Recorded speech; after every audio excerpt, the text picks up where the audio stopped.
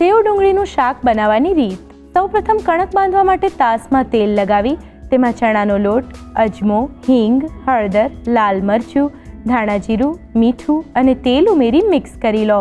ત્યારબાદ તેમાં પાણી ઉમેરતા જઈ કણક બાંધી પાણી લગાવી 10 મિનિટ માટે રેસ્ટ પર મૂકી દો.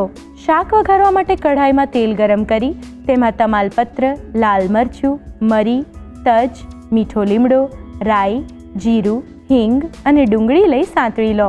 તેમાં આદુ મરચાંની પેસ્ટ, લસણની ચટણી અને ટામેટાં ઉમેરી થોડીવાર માટે કૂક કરી લો.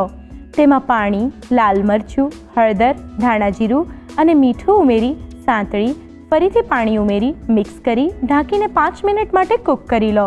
રેસ્ટ આપી દીધેલી કણકને મસળી ગ્રીસ કરેલા સંચામાં લઈ શાકમાં સેવ પાડી મિક્સ કરી ઢાંકીને 10 મિનિટ માટે કૂક કરી લો.